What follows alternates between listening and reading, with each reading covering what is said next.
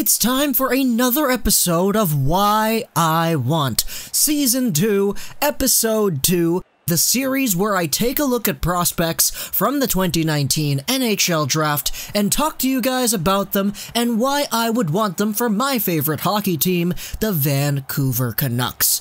Right in here with the Kootenay Ice gameplay, because we're going to be talking about Peyton Krebs and why I want Krebs for the Vancouver Canucks. In the first episode, to kick things off, we talked about Saskatoon Blades center Kirby Dach, who I said was probably going to go third overall. Speaking of which, Jack Hughes, Capo Caco, I've made videos about them that are out of the Why I Want realm, so you can check those out if you want to.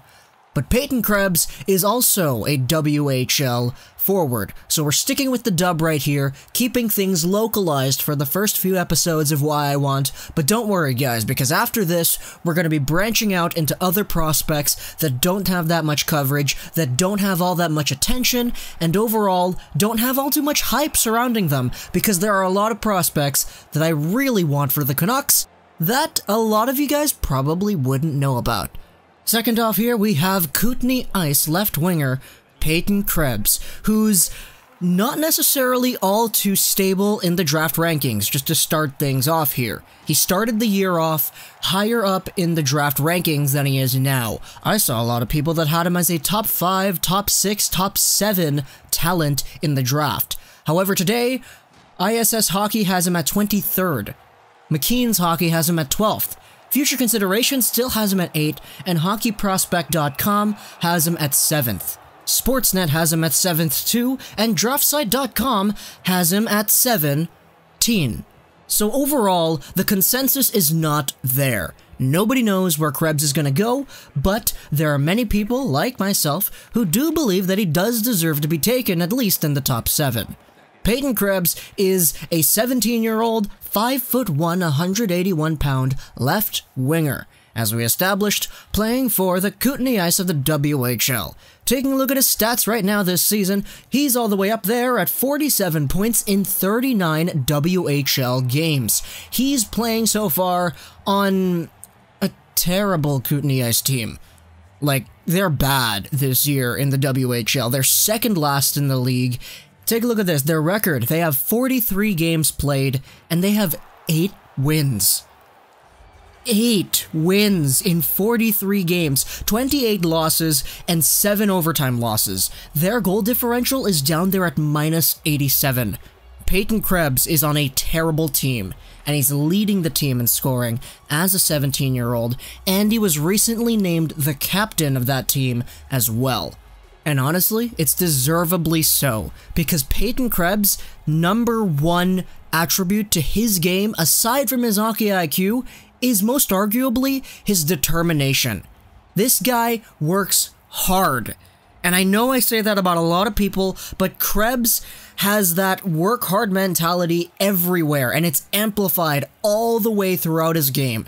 In all 3 zones, he's a really hard skater, hard on the puck, hard on the forecheckers, hard on the defenders. He's always in it. His head is in the game 100%, and I can't stress enough that Peyton Krebs' attribute that is always consistently on display every second of the way is his determination. He is out there like a fireball every single shift. And that is why he's able to excel in the way that he does. He overwhelms the competition in the way that he does, and he does that alongside of a lot of really good skills that he possesses too. His other really important attribute is his hockey IQ. Peyton Krebs is the kind of player that's able to look around, assess the situation, look at other people, and determine what's going to happen before the play actually happens. He's the kind of guy who can take a look at the ice, what exactly it is he needs to do to succeed, and what exactly it is he needs to do to manipulate the opponent into doing what he wants. He's very good at taking things away from the opponent by not even doing much. Even when he doesn't have the puck, his game away from the puck is so dangerous because defenders on the other team, forwards on the other team, always need to look out. Krebs is out there doing what he needs to do, and he consistently does it every night. Combine this with a great passing ability and a fairly accurate shot that typically goes in, and you got yourself a really solid left winger.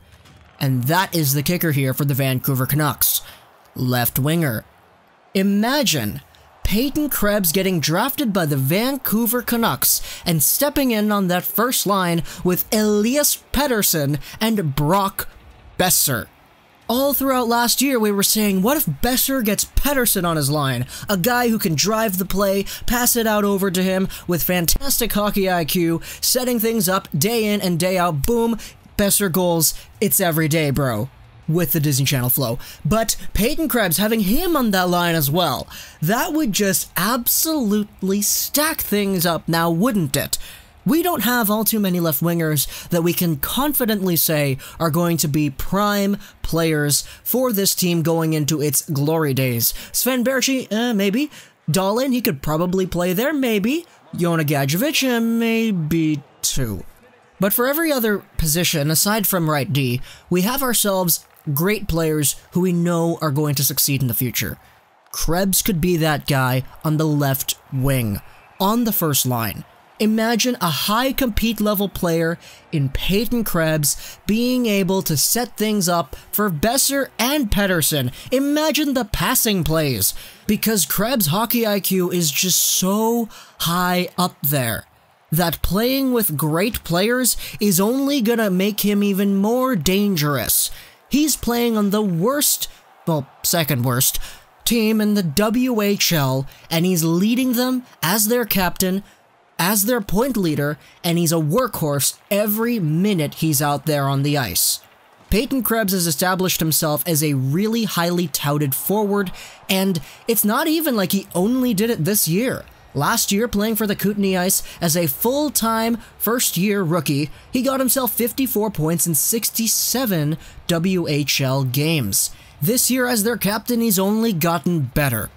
And we've seen Krebs at the international tournaments. We saw him for the U17 Canadian team last year. He was really good over there. The Hlinka Gretzky Cup, he was a point-per-game player at that tournament too. Peyton Krebs is just a fantastic talent, and any team would be pleasured to have him on their squad. Of course, at 5'11", 181 pounds, he's not necessarily the biggest guy out there. But he's got so many things outside of that frame that just amplify his ability to greater levels that it doesn't diminish his value. Krebs is a very hard worker. He's got fantastic hockey IQ, a great passing ability, and did I mention he's a very hard worker with high compete level in all three zones? He's the best player and the captain on a team that's second worst in the WHL, and overall, he's a player that I would really much want for the Vancouver Canucks. Notice how in this video I didn't actually talk about his points all too much, because I know that Krebs is in a position where you can't really accurately judge everything, because if Krebs was playing for a better team, there's no doubt that his numbers would be significantly higher. He's playing for the Kootenay Ice because he was taken first overall in the 2016 WHL Bantam Draft. In that draft, by the way, he was actually taken first above Kirby Dach. So that's kind of a weird thing over there as well. But overall, Peyton Krebs is a player who, if he was playing on a different team, I have no idea how much things would have changed from how they are now. Because I already told you guys, he's ranked like 7th and 8th by some guys. I personally have him at like 7. But he's also ranked there in the late teens and the early 20s. So it's very interesting to see just how, I want to say, the team does contribute to his actual progress. Because a lot of people are taking a look at Krebs and saying, yeah, well, he's only got this many points, Cousins got more, Dach is just better overall as a physical player, and they're kind of devaluing Krebs, in my opinion, because he's playing on a very, very bad team. And everybody kind of knows that if he just had better players around him, and he had a better team around him, he'd probably be up there in the rankings as well. I don't think many people would have him beyond 11. But overall, Krebs, though, even though he is their captain and all that, he's the #1 guy who's able to fulfill that role. Because we already took a look at it. He's just such a high compete level player. And that translates on the ice and off the ice. He's a good character guy, and overall, I would really like that for the Vancouver Canucks. Hope you guys enjoyed this video plus Gaming, and bye.